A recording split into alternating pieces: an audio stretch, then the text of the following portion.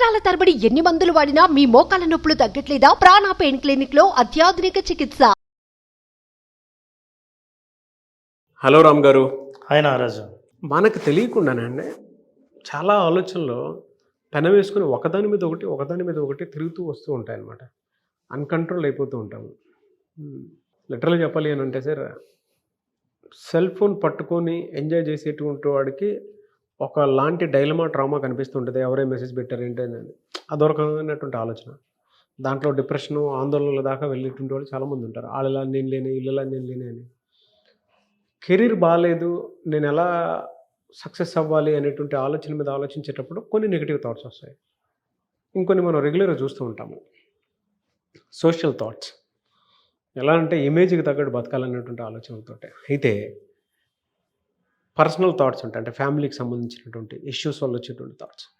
ఇవన్నీ కలగలుపుకొని ఒక థాట్ గందరగోళంగా చేసేస్తూ ఉంటుంది. దేని మీద ఫోకస్ చేయాలో ఆ ఫోకస్ కూడా కనిపించదు. పోనీ ఇలా ఇదే థాట్ మీద ఫోకస్ చేయాలనుకున్నా కూడా బాడీ, అదే మైండ్ కూడా సహకరించదు. ఆ ఆలోచనల నుంచి బయటపడాలి అని అంటే ఎలా అన్న ఓవర్ థింకింగ్ లిటరల్లీ చెప్పాలి అని అంటే. ఆ రోజు ప్రపంచంలో గజిబిజి గందరగోళం అన్నది ఎక్కడన్నా ఉంది అని మొత్తం వెతికితే భూమి మీద మొత్తం ఎక్కడ వెతికినా సరే మనకు ఒక చోటే మాత్రమే కనిపిస్తుంది, అది మన మైండ్లో. ఈ గజిబిజి గందరగోళం అన్నది ఆలోచనల్లోనే ఉంటుంది. ఎన్ని ఆలోచనలు ఉంటాయో, గతం ఆలోచనలు, భవిష్యత్తు ఆలోచనలు, ఇప్పుడు జరుగుతున్నవి, మన జడ్జిమెంటు, ప్రతి ఒపీనియన్స్తో ఉన్న మన మైండ్ ఎప్పుడు తిరుగుతూనే ఉంటుంది. అందుకే చాలామంది కవులు కూడా చెప్తారు ఏంటంటే, ఆలోచనలు ఎట్లుంటాయంటే ఇసుర్రాయి ఎట్లయితే పట్టమని తిరుగుతూ ఉంటుందో, ఆలోచనలు ఇసుర్రాయి మధ్యలో పడి ఆలోచనలు తిరుగుతూ ఉంటాయి, ఆ శబ్దం చేసుకుంటూ అట్లా నడుస్తూ ఉంటాయి. కానీ మరి ఎట్లా ఈ ఆలోచనలు అన్నీ గజిబిజిగా ఉన్నాయి, వాటి అన్నింటినీ సెగ్రిగేట్ చేయడం, అర్థం చేసుకోవడం, అసలు ఏదైనా ఒక ఆలోచనని బయటికి తీయటం, ఈ ఆలోచనలను అర్థం చేసుకోవడం ఎలా అని అన్నప్పుడు, ఈ ఆలోచనలను భావ వ్యక్తీకరణ ద్వారా, అట్లాగే రైటింగ్ ద్వారా వ్యక్తీకరిస్తే, బయటికి చెబితే మీరు దాని నుంచి సొల్యూషన్ దొరుకుతుంది అని అర్థమైంది. దీంతో ఒక అద్భుతమైన టెక్నిక్ ఉంది.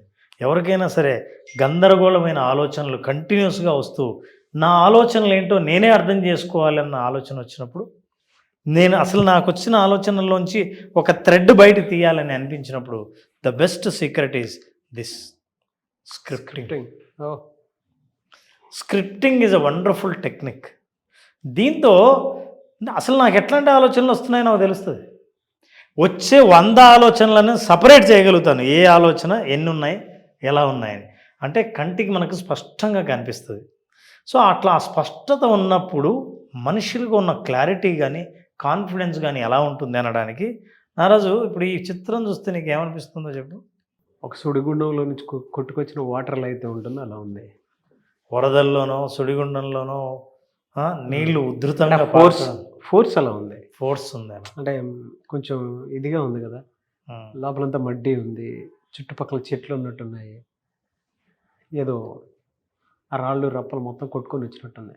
కరెక్ట్. ఇప్పుడు ఇది చూస్తే ఎలా ఉంది? నేచర్ ప్లజెంట్గా ఉంది. నీ ఫేషియల్ ఎక్స్ప్రెషన్ చూడు నాగరాజు. నాకు అంతకుముందు బొమ్మ చూపించినప్పుడు అసలు దాన్ని చదవటానికి పెట్టిన ఫేషియల్ ఎక్స్ప్రెషన్లోనే కండరాలు ఎలా ముడుచుకుని పోయాయో, స్ట్రెస్లోకి ఆ ఆందోళనకరమైన చిత్రం చూసినప్పుడు అదే స్ట్రెస్ నువ్వు ఎలా ఫీల్ అయ్యావో ఇప్పుడు చూస్తూనే ఎలా ఫీల్ అయ్యావు. మనం ఏ దృశ్యాన్ని ఎంతసేపు అయినా సరే చూడాలని అనుకుంటాం, ఈ దృశ్యాన్ని చూడాలి.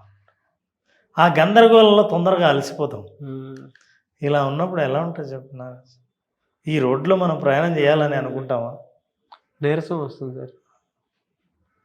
మనం ప్రయాణం చేయకపోయినా సరే అసలు మనం ఇక్కడ చూస్తే సడన్గా మన ఎక్స్ప్రెషన్ ఏంటో తెలుసా? We place our self there. మనల్ని మనం అందులో పెట్టుకొని ఊహించుకుంటాం. వచ్చేస్తుంది ఆలోచన వచ్చేస్తుంది, తగ్గట్లేదు అసలు. నాకు వెంటనే నీరసం వచ్చేసింది.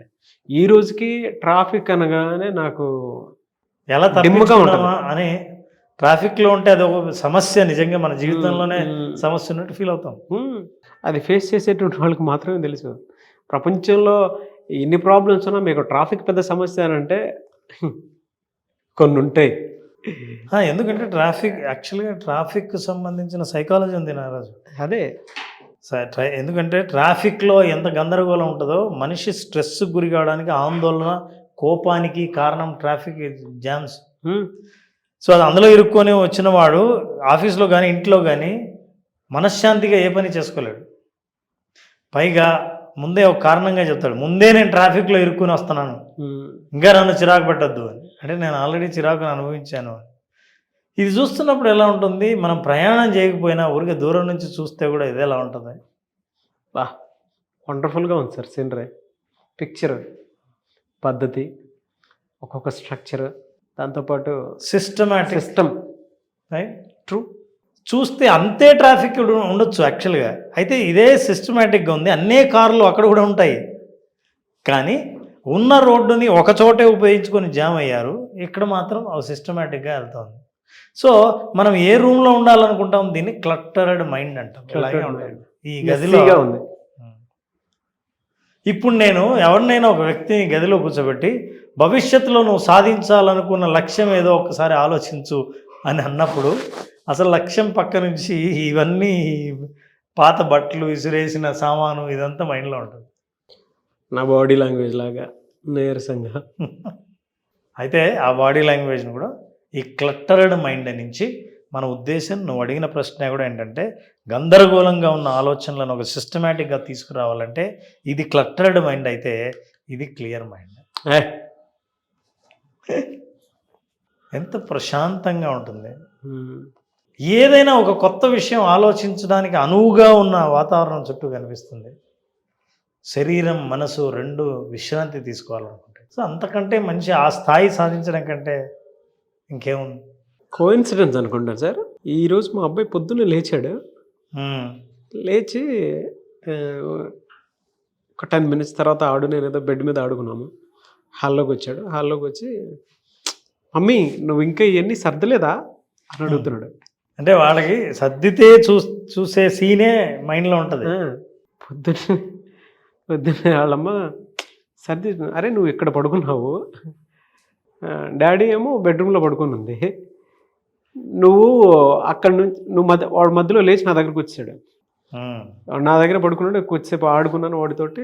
నేను రెడీ అయిపోయిన తర్వాత టిఫిన్ చేస్తున్నాను. ఆ టైంలో లేచి వచ్చాడు. ఆడొచ్చి అడుగుతున్నాడు. అంటే జనరల్గా ఈ రెండు కోయిన్సైడ్ అయినా కూడా మీరు చూపించినట్టుంటుంది. పిల్లల మైండ్ సెట్ కూడా చూడండి, స్ట్రక్చర్ని కోరుకుంటున్నాయి, క్లారిటీ. అవును, క్లారిటీ. మన ఆలోచనలకు ఒక కంక్లూజన్ రావాలంటే, క్లారిటీ ఉండాలంటే, ఇట్లాంటి గందరగోళం లేని స్థితి కళ్ళకు కనిపించాలి. కళ్ళకు కనిపిస్తే ఆలోచనలు కూడా అట్లాగే ఉంటాయి. అవును, అది ఎట్లాగైనా సరే గందరగోళంగా ఉంటాయి, గందరగోళంగా ఉంటాయి, క్లియర్గా ఉంటాయి, క్లియర్గా కనిపిస్తాయి. సో ఇది క్లియర్ మైండ్. ఇప్పుడు మనం ఆలోచించేది, మనం ఆందోళన పడేది ఏ విషయం గురించి అంటే ఈ విషయం గురించి. బా ఆలోచనలు పెన వేసుకొని ఇప్పుడు నేను ఏం చేయాలంటే నారాజు, దీని బిగినింగ్ ఎక్కడుందో తీయాలి. సరిపోయింది. వాళ్ళు కష్టం, అవి కలిసిపోయాయి. ఇప్పుడు చెట్టు కొమ్మలు, వేర్లు రెండు కలిసిపోతే ఎట్లుంటాయో అట్లే ఉంటాయి. మర్రి వృక్షంలాగా విరిగిపోతుంది.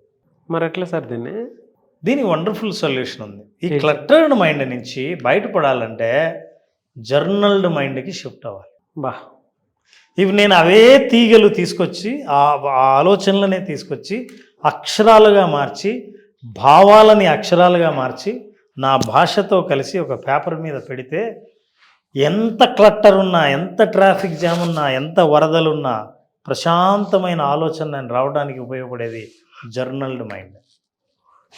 జర్నల్ మైండ్ అంటే ఏంటంటే, స్క్రిప్టింగ్ అన్న టెక్నిక్ ద్వారా నా ఆలోచనలను ఒక్కొక్కటిగా నేను రాస్తున్నాను. బాగా జాగ్రత్తగా గమనిస్తే టు డూ లిస్ట్ ఏంటి, మండే ఏం చేయాలి, ట్యూస్డే ఏం చేయాలి, వెన్స్డే, థర్స్డే ఏం చేయాలి, అంతకుముందు చేసినవేవి, ఇవన్నీ నేను రాస్తూ జర్నలింగ్ ఈజ్ వెరీ ఇంపార్టెంట్. ఏ ఆలోచనలైనా సరే, నెగిటివ్ కానీ పాజిటివ్ కానీ, మీ ఎమోషన్స్ కానీ, మీ ఆలోచనలు ఎట్లాంటివైనా సరే, ఆలోచనని అక్షర రూపంలో పెట్టడం స్క్రిప్టింగ్ అంటారు. ఈ స్క్రిప్టింగ్ ద్వారా గందరగోళం నుంచి క్లారిటీ మైండ్, స్పష్టతకు వచ్చే అవకాశాలు చాలా ఉన్నాయి. దీన్ని ఇంకా కొంచెం ముందుకు తీసుకెళ్దాం. ఈ స్క్రిప్టింగ్ని ఇట్లా జర్నల్ చేసినప్పుడు చూడ్డానికి కూడా ఎంత బాగుంటుంది అసలు. ఇవన్నీ నేను ఎప్పుడైతే తీసి అక్షరాల రూపంలో అక్కడ పెట్టానో ఇది ఖాళీ అయిపోతుంది. ఇప్పుడు నేను ప్రశాంతంగా మెడిటేషన్ చేయొచ్చు, విజువలైజేషన్ చేయొచ్చు. Look at these are the benefits of journal. Journal రాయడం వల్ల వచ్చే ముఖ్యమైన 3 బెనిఫిట్స్ ఏంటంటే, ప్రతిసారి నాకు ఎదురయ్యే 30 క్వశ్చన్లకి ఆన్సర్. ఈ 30 క్వశ్చన్స్ రెగ్యులర్గా నేను ఫేస్ చేస్తుంటాను. అందులో when you are journaling, when you are scripting, first advantage is positive. ఇప్పుడు అలా చేస్తున్నప్పుడు నా టేబుల్ కూడా ఎంత నీట్గా కనిపించాలో చేస్తాను. అలా చేసేవాడే టేబుల్ ఎంత నీట్గా ఉంటుందంటే, ఏవి ఎక్కడ ఉండాలో అక్కడ ఉంటే నా కంటికి డిస్టర్బెన్స్ ఉండదు. ఎప్పుడైతే నా కంటికి దృశ్య రూపంలో డిస్టర్బెన్స్ లేదో, ఆలోచన రూపంలో కూడా డిస్టర్బెన్స్ లేదు. అందుకే కొన్ని దృశ్యాలు మనం చూసి వచ్చిన తర్వాత అవి కొంతసేపు నన్ను వదిలే, అసలు నాకు అవే గుర్తొస్తున్నాయి. ఎక్కడో చూసిన దృశ్యాలు నువ్వు అక్కడ లేకపోయినా మళ్ళీ కళ్ళు మూసుకున్నా అవే గుర్తొస్తున్నాయి. అక్కడ ఏ ఎమోషన్తో నువ్వు బయటకు వచ్చావో ఇక్కడికి వచ్చిన తర్వాత కూడా అవే ఎమోషన్లే రిపీట్ అవుతున్నాయి. This is how it is. Positive mood is the biggest advantage if you script it. ఎందుకంటే నెగిటివ్ మూడ్ ఎందుకు వస్తుందంటే, ముడివేసిన ఈ ఆలోచనలను తీయలేక నెగిటివ్గా ఆలోచిస్తుంటాం. తీసిన తర్వాత జర్నల్ చేసిన తర్వాత now I can have a clear mind, positive mind. Second thing is most important, stress free. ఏది మొదలు, ఏది చివర, ఏది పాజిటివ్, ఏది నెగిటివ్ అన్నీ కలగలిసిపోయాయి. ఆ క్లట్టర్ను డీక్లట్టర్ చేసినప్పుడు ఒత్తిడి తగ్గుతుంది. ఎప్పుడైతే మానసిక ఒత్తిడి తగ్గిందో ప్రశాంతత దొరుకుతుంది. ఎప్పుడైతే ప్రశాంతత దొరుకుతుందో ఒక్క ఆలోచనను మాత్రమే చేయగలను. ఎప్పుడైతే ఒక్క ఆలోచన చేస్తానో దాని మీద ఇంటెన్సిటీ పెరుగుతుంది, తీవ్రత ఎప్పుడు పెరుగుతుందో వైబ్రేషన్స్ పెరుగుతాయి. You can achieve it. అందుకే ఫోకస్ అని ఎందుకంటుంటారంటే స్ట్రెస్ ఫ్రీ ఉండడం కోసం. విజువలైజేషన్ కమ్ రియాలిటీ అని అంటే, మైండ్లో ఉన్నటువంటి దాన్ని ఆ క్లట్టర్ని డీక్లటర్ చేసేటువంటి ప్రాసెస్, అంటే ఆ రియాలిటీలోకి మనం తీసుకోవాలి అని అంటే జర్నలింగ్ యాజ్ అ కీబోర్డ్. అందుకే ఇంపార్టెంట్. అర్లీ మార్నింగ్ 5 o'clock లేచినప్పుడు మనం రెగ్యులర్ ఏవైతే మనం చేసుకుంటూ ఉంటామో అది అయిపోయిన తర్వాత డెఫినెట్గా జర్నలింగ్ కనుక రాస్తే జీవితం మీద క్లారిటీ అయితే డెఫినెట్గా వస్తూ ఉంటుంది. ఆలోచనలు అర్లీ మార్నింగ్ చేయడం వల్ల అద్భుతమైన అడ్వాంటేజ్ ఉంది. ఒక్కొక్కసారి క్రియేటివ్ థాట్స్ వస్తాయి, తెల్లవారి గంటకి మర్చిపోతారు. సో ఎర్లీ మార్నింగ్ రాస్తే వచ్చిన ఆలోచనలు వెంటనే రాసేవు కాబట్టి పొద్దున్నే ఫ్రెష్గా నిద్రలేస్తాం ఆఫ్టర్ జర్నలింగ్. ఇంక ఏదైనా ఈరోజు చేయవలసిన పనుల గురించి ఆలోచించే అవకాశం ఉంటుంది. Third one is clarity. నేనేం చెయ్యాలి, ఏం పెండింగ్ ఉంది, ఇంకా ఏం చేస్తే నేను ఎంత ముందుకు వెళ్తాను, వీటన్నిటి పట్ల నాకు స్పష్టత ఉంటుంది. ఈ 3 అడ్వాంటేజెస్ ఉన్నాయి. యాక్చువల్గా ఈ 3 రకరకాల ప్రశ్నలుగా నేను చెప్పినట్టు 30 ప్రశ్నలకి 3 సమాధానాలు అంటే ఇవే. Positive mood, stress free, clarity. And now Nagaraj, mental and emotional wellbeing. కళ్ళు ఎలా ఉన్నాయి చూస్తుంటే? పిక్చర్ ప్లెజెంట్గా ఉంది సార్. యాక్చువల్గా చూసే కళ్ళకు ప్లెజెంటే కాదు, అక్కడ కూర్చున్న మనిషి ఎంత ప్రశాంతంగా ఉందో చెప్పక్కర్లేదు. బ్లూ కలర్ మనిషి ఆలోచనల్ని క్లీన్ చేస్తుంటే ఏదో అనుకున్నాను, కానీ వైట్ బ్లూ కలిసిన తర్వాత నా గురించి మాట్లాడుతున్నావా నారాజు? నిజమే కదా sir. So mental emotional wellbeing ఎప్పుడుందో నాకు నెగిటివ్ ఎమోషన్స్ లేవని అర్థం. ఇవన్నీ పెట్టుబడులు విజువలైజేషన్కి. అసలు విజువలైజేషన్కి ఈ స్థాయి రావడం కోసం ఎన్నో ఎక్సర్సైజులు చేయాల్సి వస్తుంది. అవును, ఎన్నో యాక్టివిటీస్తో అక్కడ ఆ స్థాయికి ఆ స్థితికి తీసుకురావాల్సి వచ్చింది. కానీ మీరు ఎప్పుడైతే జర్నలింగ్ చేస్తారో your mental and emotional wellbeing is wonderful. And finally you will ఇవన్నీ సాధించిన తర్వాత ప్రశాంతంగా కూర్చొని what you do is that. కాదు అసలు ఆ బ్లూ ఈ బ్లూ ఎట్ట కలిపారు సార్? అసలు ఇవే ఆ చైర్ కూడా అదే ఉంది, అందులో కోఇన్సిడెన్సెస్ కప్పు కూడా బ్లూనే అబ్జర్వ్ చేస్తే. కలర్ థెరపీలో బ్లూ కలర్ ఉంటే వేరే ఆలోచనల్ని అట్రాక్ట్ చేయనివ్వదట, focus. Good. So now when you are writing, నా లైఫ్లో ఏం నేను సాధించాలనుకున్నామో 4 గోల్స్ రాయండి. ఫర్ ఎగ్జాంపుల్, మీకు ఇష్టమైన మంచి రిలేషన్షిప్, పాజిటివ్ రిలేషన్షిప్ ఉన్న వ్యక్తి జీవితంలోకి ఎంటర్ అయితే ఎలా ఉంటుంది? Just visual. ఎందుకంటే క్లియర్గా ఉంది మైండ్. ఎమోషనల్ వెల్బీయింగ్ బాగుంది. Fantastic knowledge Ram garu. Anyways thank you so much Ram sir. Thank you Naraju. Coming to class ఎప్పుడుండే అవకాశం ఉంటుంది? నారాజు ఏప్రిల్ 22వ తేదీన మళ్ళీ విజువలైజేషన్ బేసిక్ స్టార్ట్ అవుతుంది. మీకు అద్భుతమైన అనుభవాలు పొందాలన్నా, మీరు అనుకున్నది ఒకటి, మీ అనుభవంలో మీరు తెలుసుకున్నది ఒకటి, అట్లాంటి అనుభవాన్ని చూడాలంటే ఖచ్చితంగా బేసిక్ విజువలైజేషన్ అటెండ్ అవ్వాల్సిందే. ఏప్రిల్ 22న 5 రోజుల పాటు జరిగే ఈ ప్రోగ్రామ్ను అనుభవపూర్వకంగా తెలుసుకోవాల్సిందే తప్ప మనం ఎన్ని వీడియోలు చేసినా వినడానికి చాలా అద్భుతంగా ఉంటాయి. ఎస్. సో ఏప్రిల్ 22 ఎవరైనా ఎన్రోల్ చేసుకోవాలి అనుకున్నటువంటి వాళ్ళు స్క్రీన్ మీద మీకు కాంటాక్ట్ నెంబర్ కనిపిస్తుంది, దాన్ని మీరు కాల్ ఆర్ మెసేజ్ వాట్సాప్ చేసి వెంటనే ఎన్రోల్ చేసుకోండి. అండ్ ఈ వీడియో లైక్ చేయండి, షేర్ మాత్రం తప్పకుండా చేయండి. ఇలాంటి మరిన్ని వీడియోస్ కోసం మా ఛానల్ ఫాలో అవ్వండి. Thank you. సుమన్ టీవీలో మీ పర్సనల్ అండ్ బిజినెస్ ప్రమోషన్స్ కోసం కింది నెంబర్కి కాంటాక్ట్ చేయండి.